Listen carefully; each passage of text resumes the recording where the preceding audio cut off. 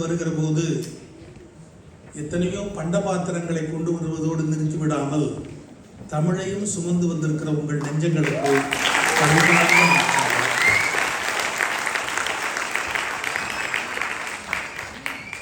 இங்கே குழந்தைகள் அருமையாக ஆடினார்கள், பாடினார்கள், நடித்தார்கள். கட்டபொம்மு கொஞ்சம் B12 இன்ஜெக்ஷன் போட்டுக்கொண்டு கொஞ்சம் நெட்ட பொம்மாக மாற வேண்டும். ஆனாலும் அந்த குழந்தையை இப்படி தயார் செய்த பெற்றோர்களுக்கும் ஆசிரியர்களுக்கும்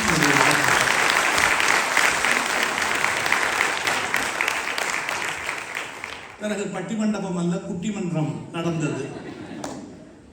நான் ரகசியம் ஒன்று சொல்ல வேண்டும். நாளை மறுநாள் நாங்கள் அதே தலைப்பில் பேசுவதற்கு 6 பாயிண்ட் கிடைக்கும்.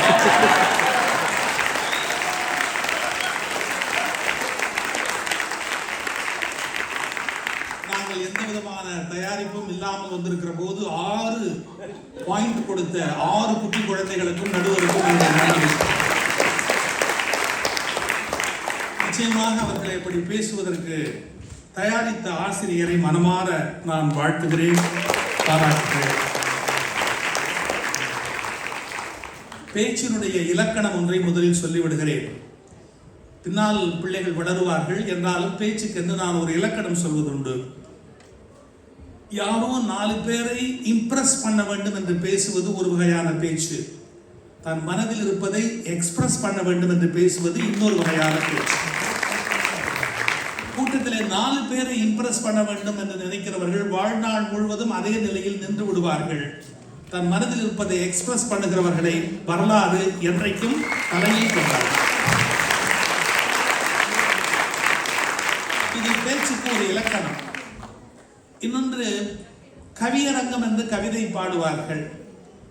அதில் கருத்தரங்கம் என்று அமைத்து பேச்சாளர்களை பேச சொல்வார்கள். கவிதைக்கும் பேச்சுக்கும் என்ன ஒரு வித்தியாசம் என்பதை 2 வார்த்தைகளில் சொல்ல விரும்புகிறேன்.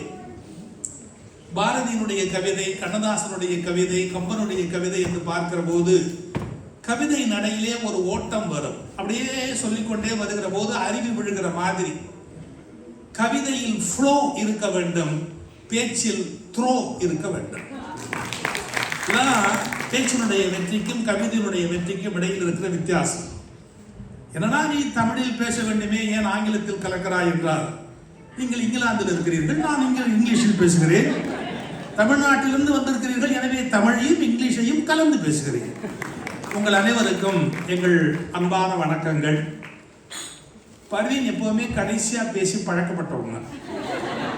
அவங்களுக்கு முதல்ல பேச சொன்னேன், நான் எப்படிங்க முன்னாடி பேசுறது அப்படின்னு தயங்குனாங்க. சரி, கவலைப்பட வேண்டாம். அதனால முன்னாடி நீங்க எப்படி ரசிக்கிறீங்க, எப்படி சிரிக்கிறீங்க, எப்படி கைதட்டுறீங்க, எப்படி அவமானப்படுத்துறீங்க அப்படிங்கிறதெல்லாம் நான் கொஞ்சம் அப்படி ஃபீல் பார்த்துறேன். அதுக்கப்புறமா நீ இறங்குமா அப்படின்னு சொல்லியிருக்கேன். நீங்க நல்லா ரசிக்கிறீங்க, ரொம்ப நல்லா கைதட்டுறீங்க, ரொம்ப நல்லா வரவேற்கிறீங்க.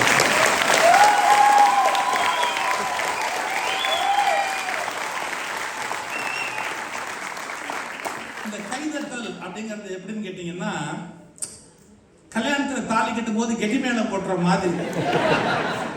அந்த கெட்டி மேளம் போட்டுன உடனேதான் மாப்பிள்ளைக்கு ஒரு உற்சாகம் வரும் அப்படின்னு இல்லையா? அது மாதிரி நீங்க கை தட்டினீங்கன்னா தான் நாம ஒரு 300-400 கல்யாணம் பண்ண முடியும். மிக்க மகிழ்ச்சி. நம்முடைய MKM தமிழ் மன்ற நண்பர்கள் ரொம்ப முயன்று அருமையா இந்த ஏற்பாடு செய்திருக்கிறார்கள். எங்களுக்கு மிக அருமையான விருந்து உணவு கொடுத்தார்கள். நானும் தம்பி மோகன் அவர்களும் நம்முடைய மகேஷனுடைய இல்லத்தில் தங்கி இருந்தோம். பர்வீன் யார் விட்டுப்பா மறக்காம சொல்லிடணும், மணிலட்சுமி அவருடைய இல்லத்திலே தங்கி இருந்தார்கள். அதனால எங்களை விருந்து உபசரித்த அவர்களுக்கெல்லாம் எங்களுடைய மனமார்ந்த நன்றி.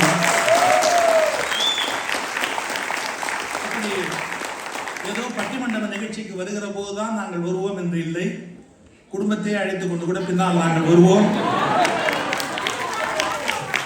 அதற்கான அட்வான்ஸ் ஏற்பாடுகளை செய்வதற்காகத்தான் இப்படி உணவு போட்டவர்கள் எல்லாம் பெயர் சொல்லி நாங்கள் நிச்சயமாக தம்பி மோகன் சுந்தரம் அவர்களை பற்றி நீங்கள் நன்கு அறிவீர்கள். நாங்கள் மூவரும் வெளியில் வருவது என்பது எங்களுக்கே முத்தமிழும் ஒன்றாய் இருப்பதை போன்ற ஒரு சந்தோஷம். ரொம்ப மகிழ்ச்சியாக பயணம் புறப்பட்டோம், மகிழ்ச்சியாக இருக்கிறோம்.